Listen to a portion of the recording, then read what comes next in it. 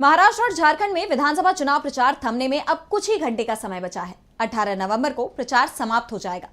अंतिम समय पर सभी दलों ने अपनी पूरी ताकत झोंक दी। राहुल गांधी महाराष्ट्र में थे तो मल्लिकार्जुन खड़गे झारखंड में, वहीं पीएम विदेश यात्रा में निकल गए। महाराष्ट्र के अमरावती में राहुल गांधी ने पीएम मोदी की मानसिक क्षमता पर ही सवाल उठा दिए। राहुल ने कहा कि अमेरिका के राष्ट्रपति जो बाइडेन की तरह हमारे प्रधानमंत्री नरेंद्र मोदी भी याददाश्त चले जाने की समस्या से पीड़ित हो गए हैं, क्योंकि प्रधानमंत्री अब जो बयान दे रहे हैं वो मुद्दे मैंने ही सबसे पहले उठाए थे।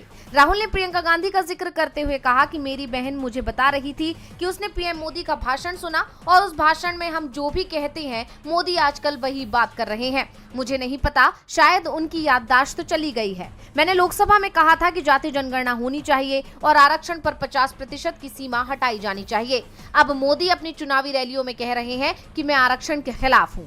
राहुल गांधी ने कहा कि मोदी और बीजेपी के लोग बंद कमरों में संविधान विरोधी हैं। जब अडानी, अमित शाह और बीजेपी के लोग महाराष्ट्र सरकार को चुराने के लिए बैठक में बैठे थे तो क्या वे संविधान की रक्षा कर रहे थे?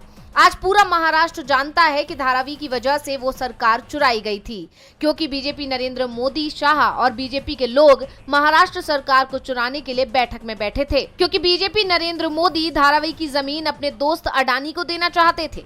वहीं झारखंड में मल्लिकार्जुन खड़गे ने रांची के ओरमांझी में चुनावी सभा को संबोधित करते हुए पीएम मोदी और आरएसएस पर भी निशाना साधा। उन्होंने कहा कि देश और गरीबों को बांटने वाली आरएसएस और बीजेपी बटेंगे तो कटेंगे का नारा दे रहे हैं। वो कह रहे हैं कि बटेंगे तो कटेंगे। पीएम मोदी कहते हैं कि साथ हैं तो सुरक्षित हैं, यानी सेफ हैं। सुरक्षित किससे? आपको पहले हमें बताना चाहिए कि आपने देश के लिए क्या किया है।